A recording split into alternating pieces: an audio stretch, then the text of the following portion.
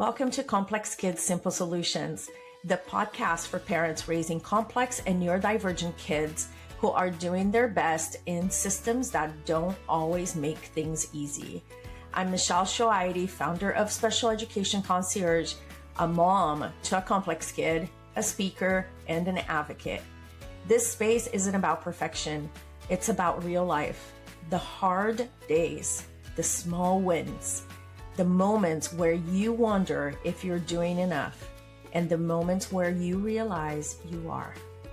Here we talk honestly, share practical insight, and simplify what feels overwhelming. One conversation at a time. You are your child's hero.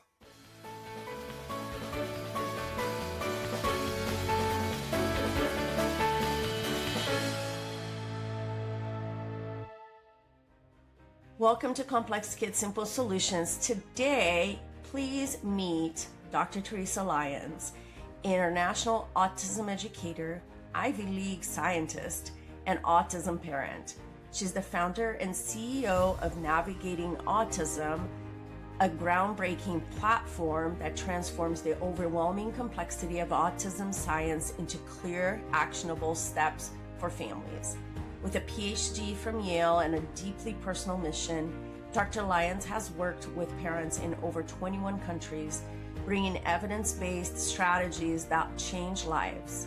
Today, she'll share how her unique blend of rigorous science and real-world experience is giving parents what they've never had before: clarity, confidence, and a roadmap for progress. If parenting feels heavier than you expected, if the questions keep coming and the answers feel unclear, or if you're carrying more than most people see, welcome. This is Complex Kids Simple Solutions, a podcast for parents raising complex and neurodivergent kids who want clarity, confidence, and support that actually makes sense. I'm Michelle Shoaidi, founder of Special Education Concierge, formerly known as Wisdom for Complex Kids, a speaker, an advocate, a mom who lives this life, and someone who helps parents navigate it. No labels required, no perfect parenting expected, just real conversations, practical perspective, and reminders that you're not alone. Let's get into today's episode. Hi, everyone. Welcome to Complex Kids Simple Solutions. We're back today, and as you can see, I'm in my car because it's been one of those days. But we're so excited because we have Dr. Theresa Lyons with us, and we are so excited to have her. Welcome. Thank you for having me. I'm equally excited as well. And yeah, sometimes we have those days and you just got to roll with it. So we're making stuff happen. That's what we're doing. That's what we're doing. So, well, tell us a little bit about yourself.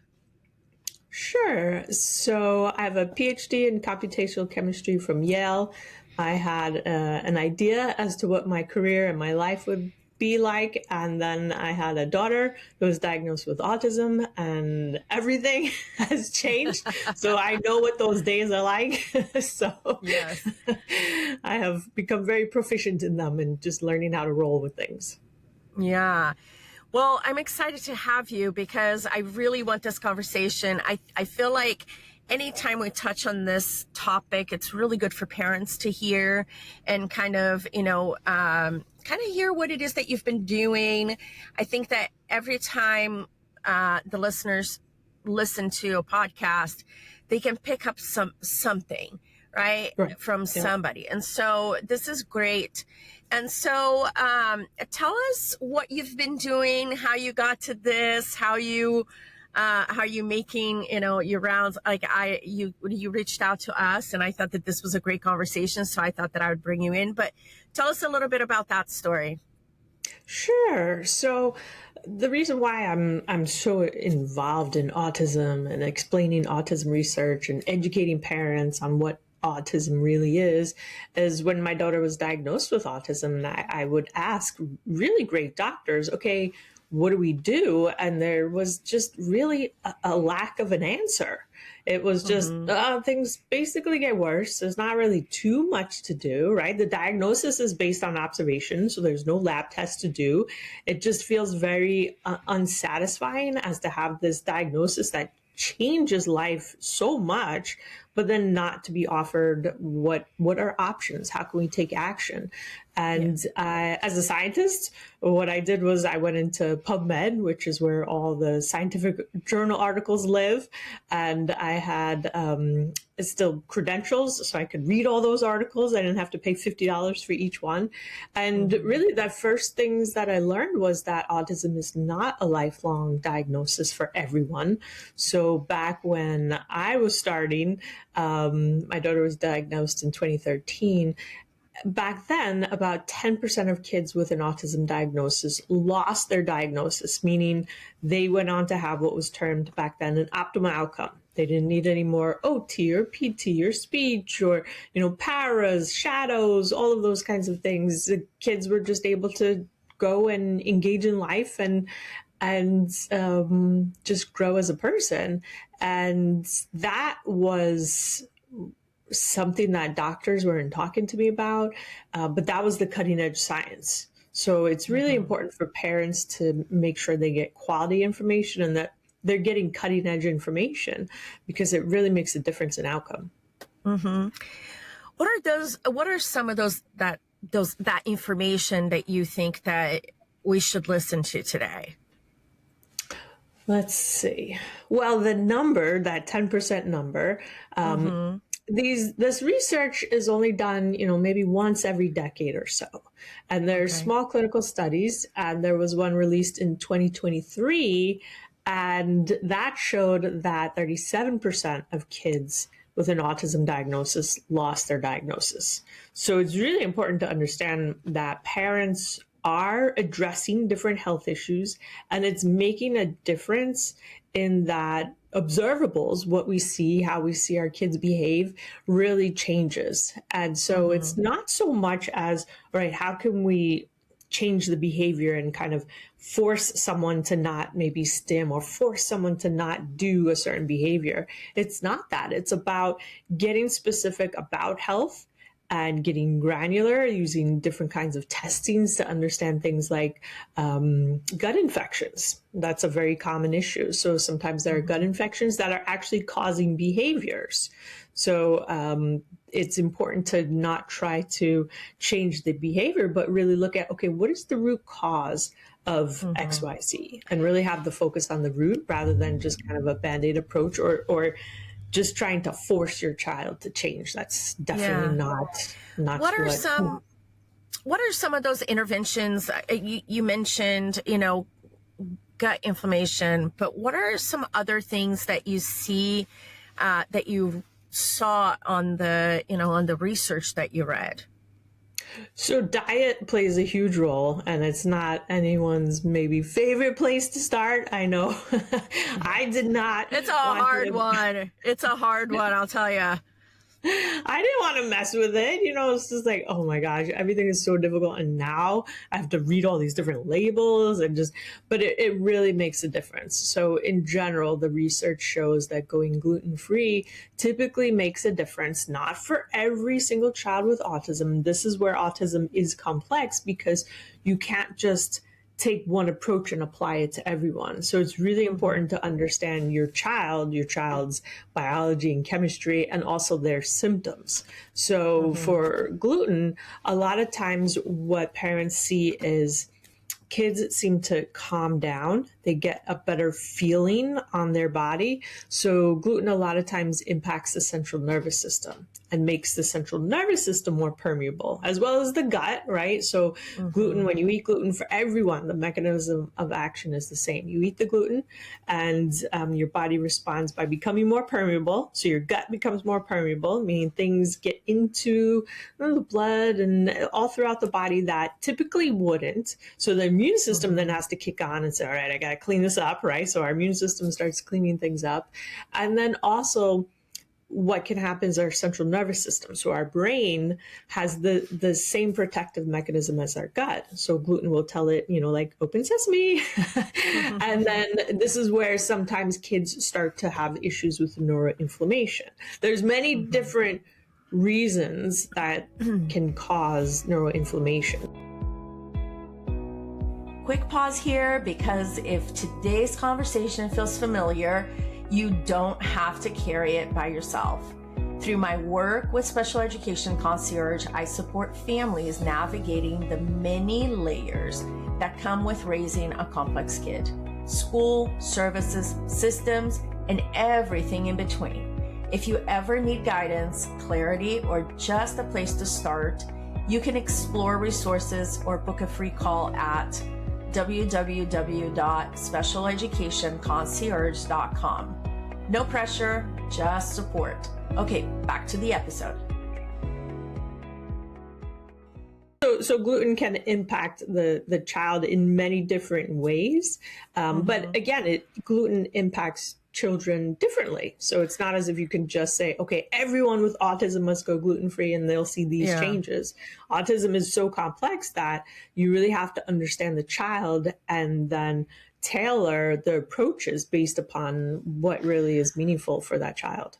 I will tell you, I don't even know how I would go about it, because it is, I'll be honest, like, we thought about it, and I mean, it is such a humongous change that it's daunting, especially with kids, because they're so used to certain foods.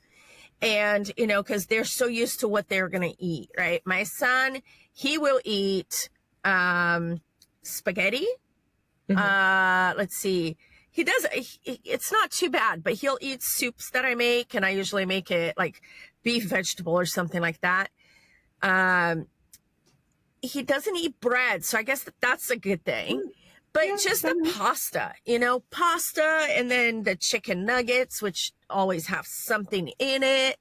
And, just all of those. And then freaking goldfish. How do you live without goldfish for these kids? Right? Like, You can. I haven't had a goldfish in a really long time, but do you understand what I'm saying, right? Like, it's so daunting to change all of this.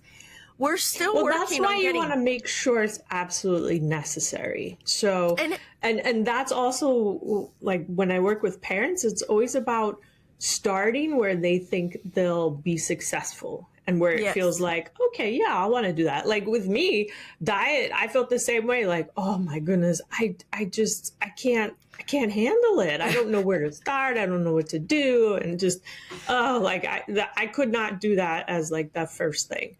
And that's important to recognize of yourself. So it's like, okay, don't start there. Don't start with something that you think is going to be miserable, terrible, and not worth it. Don't start there.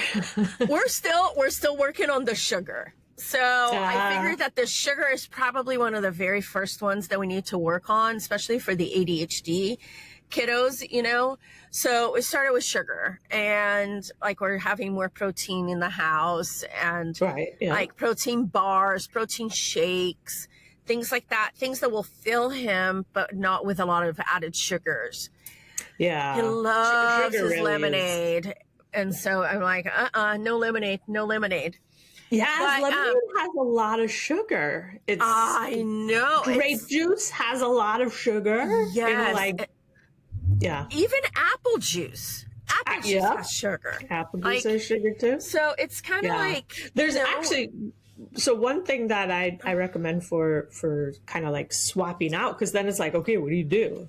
Like as a kid, I know as a kid, I didn't like water, right? So it's like, you have to be mindful. There are different hydration companies, hydration packs, like Drip Drop is one.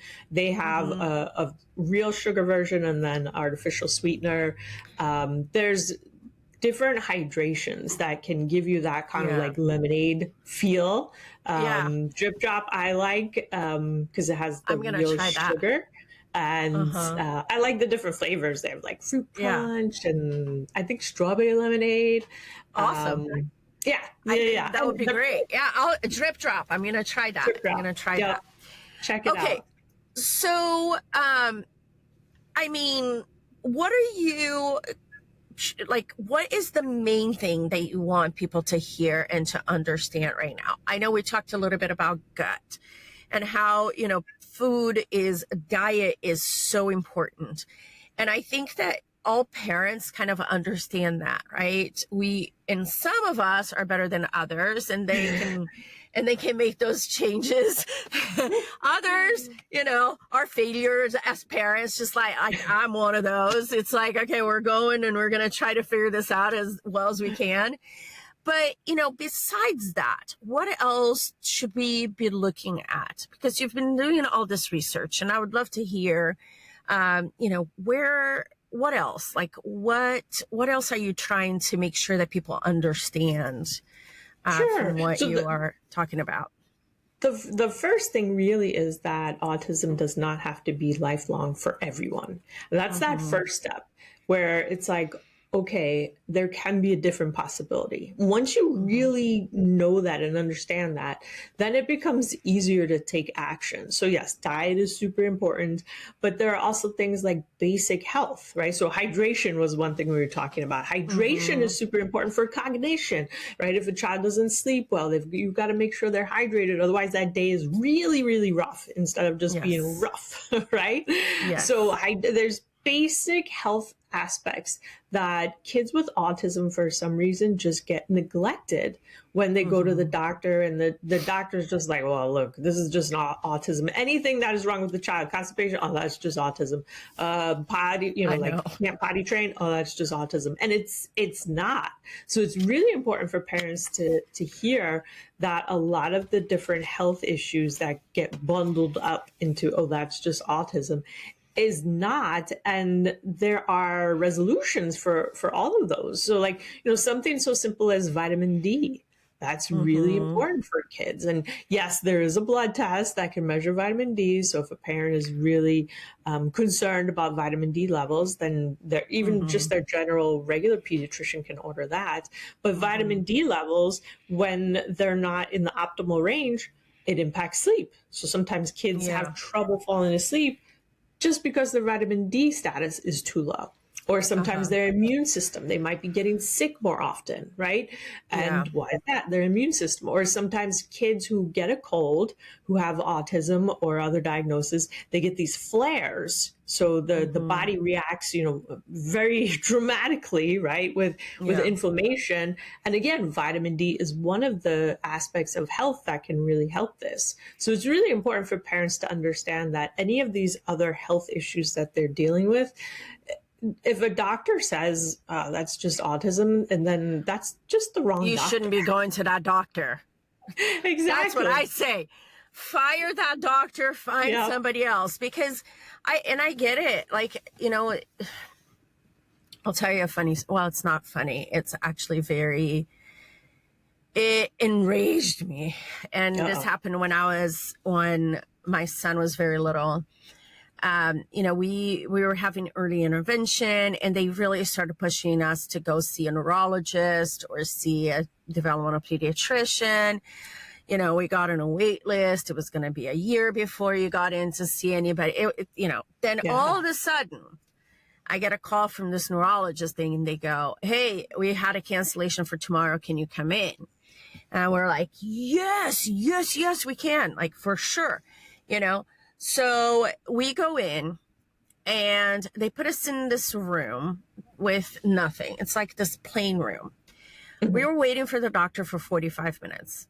So my son, who is barely 3, is just climbing up the walls, doing all this stuff. And the doctor comes in, spends 3 minutes with my son, does a couple of hand signals or whatever. And then he says, well, I'm going to diagnose him with autism. And because autism is like the flu. When you have a sore throat, you say you have the flu. If you have just the nose, your nose is running, then you say you have the flu. So any of these things, it's just like the flu. And it's the same thing with the autism. So you can say ADHD is part of autism. And so it's just like the flu. Anyway, I walked out of there and I was like, what just happened? Like, I was like, oh my goodness. Wow. When in this world is autism like the flu? Like, you're telling parents that your child is has an autism diagnosis, but you're telling them that it's like the flu. And the thing about it, Theresa, is that we did not, I'll tell you the interesting thing is that my son has a rare genetic disorder. He has TPR1, and autism, besides this guy, we have not received an autism diagnosis from anybody else because he's super social. He doesn't have that social piece that usually plays a role into, the autism. He has autistic traits, certain things that he will do, but he does not have. So, I mean, I look back at this guy and I was like, you are insane. Okay. So anyway, that's kind of what you're talking about. Like, it's like a blanket excuse for everything. Right. Yeah. And so, and this is one of the things that I talk to the parents a lot too, when I'm talking about this, is that don't settle. Like, don't just listen to, oh, it's just because of this, or it's just because of, research. Make sure that you're looking towards people who actually want to help you and not just dismiss you. And so and know what they're doing. And so it's important for parents to tap into their intuition. That's what was like screaming in you. It was like, what is this? Yeah. This guy doesn't know what he's doing. And how is he making analogies like that? And I can't trust that. Right. So that was like your gut, and then you're able to follow it. So intuition is really important for parents. Oh, for sure. Yeah. Yeah, for sure. Okay, so we're talking about this, and I have to tell you one more thing, because I like to tell stories a lot, and I'm sorry, I'm kind of taking over a little bit for you, but no, not at all. When you're talking about people that, outgrow some of these traits, and they outgrow that autism diagnosis, my brother is one of them.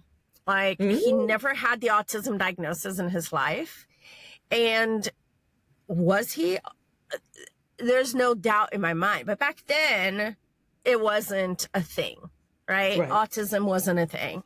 And so, and ADHD was not a thing either. And so the poor kid, he's not a kid, he's a man. He's like in his, mid 40s. But the kid grew up like being the little shiz at school, right? Because nobody could pick that up. Nobody picked up that there was something else going on. And so it was like, he's just the bad kid. And so, but I mean, he survived. He's now, like, when you talk to him, you can't really tell that he has had, or has right now. But, it's just, and it is like you said, like it can be gone. And I feel like sometimes it's more on the mild side, right? You have to be kind of on the more mild side for things to resolve and for you to, but I think that there are so many other kiddos that like they do so well in society, right? There's, and they have autism. So. Yeah, so it's not, so when I say how, kids lose the autism diagnosis, it's not as if the greatness of the child is due to an autism diagnosis. And if we take away the autism diagnosis, then this child is not great and have unique for sure traits and characteristics and stuff like that. So what happens is you resolve a lot of these health issues, right? So let's say you have a child who is not sleeping and who's constipated and who has, a certain infection or something like that. And then some deficiencies in vitamins and minerals and stuff like that. And then what does that look like downstream?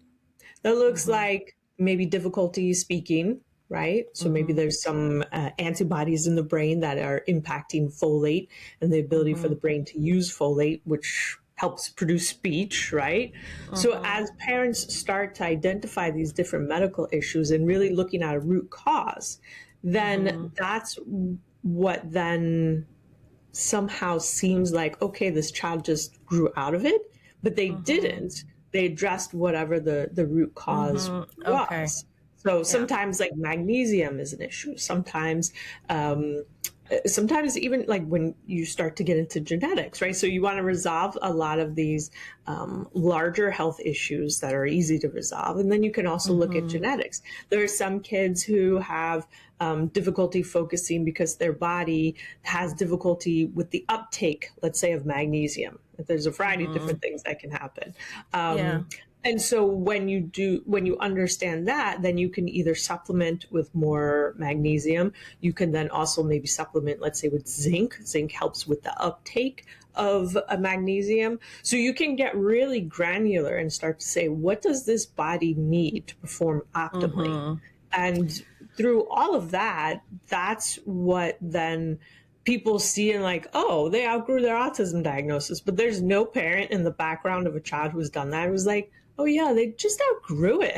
It was a lot of work in the back end, that I can tell for sure. So it's not magic. It's really being meticulous and understanding what the health challenges are for that child.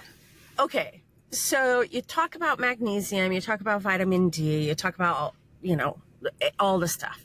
How do you figure out what it is that's missing? I know the vitamin D, you can get a blood test, but what about everything else? Like, how do you figure it out? Do you just trial one at a time to see if it works? Oh, goodness, no.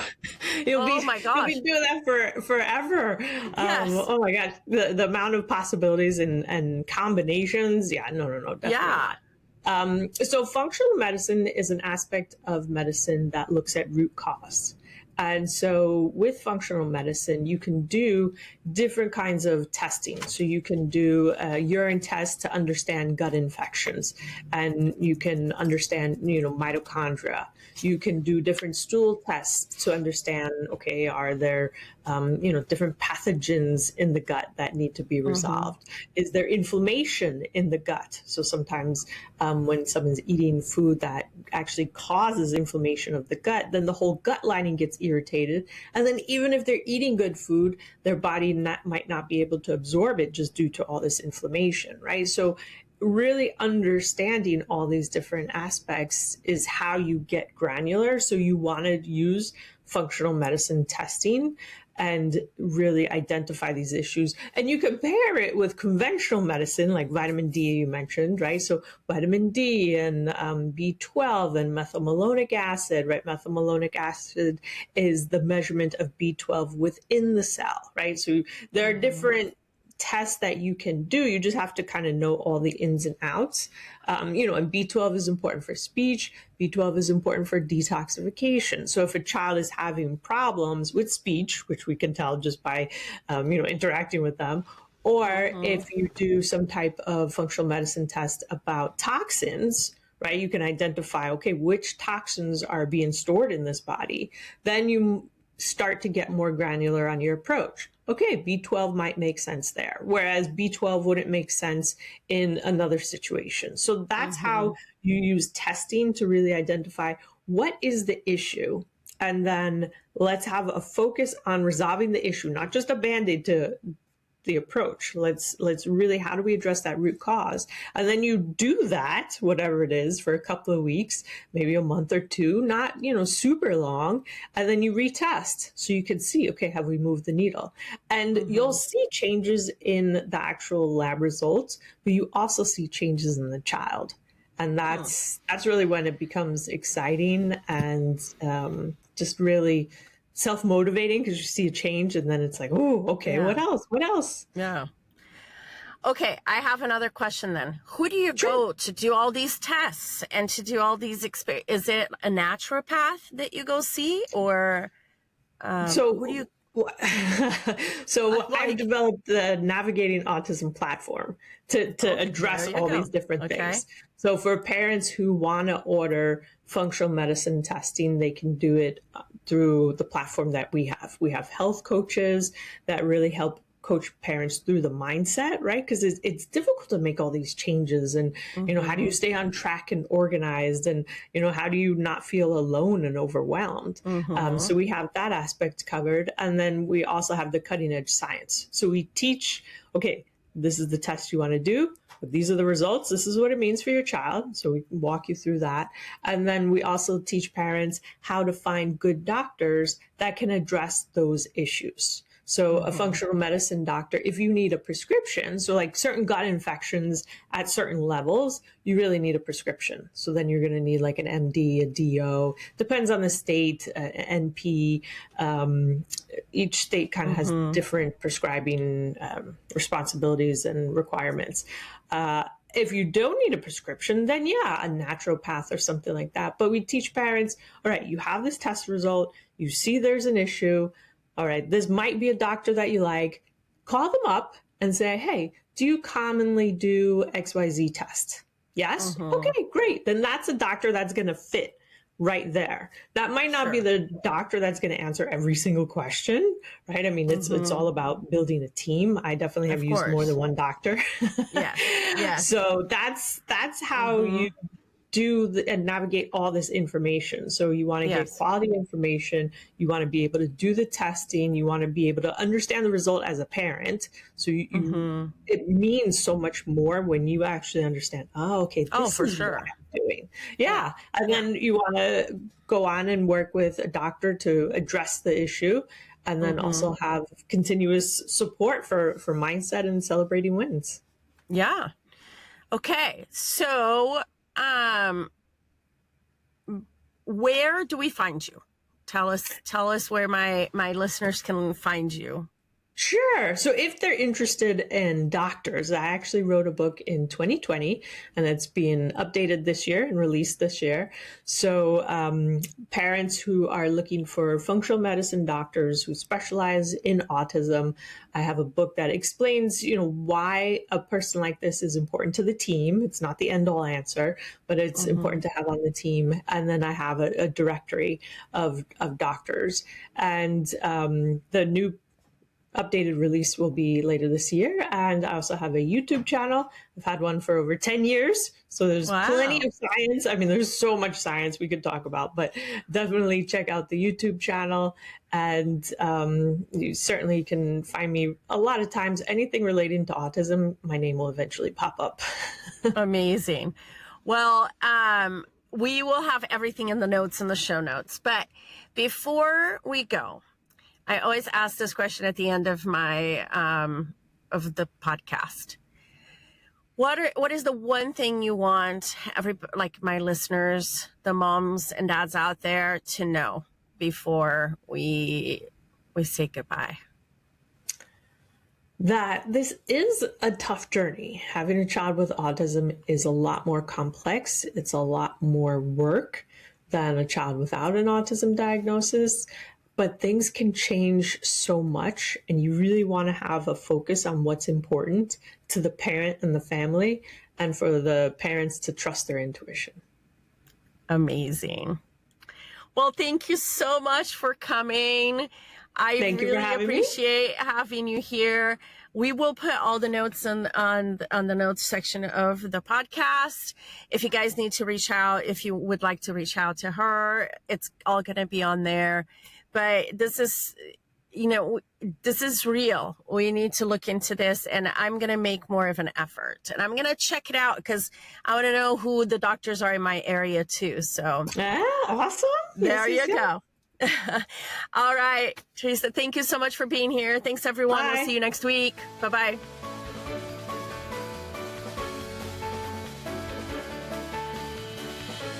Before you go, take a deep breath. You don't have to solve everything today. You don't have to have it all figured out. If this episode helped you feel seen, grounded, or a little less alone, make sure you're subscribed so you don't miss future conversations. And if you ever want a deeper support, Special Education Concierge is here when you're ready. One step at a time, one decision at a time. You are your child's hero. I'll see you next time.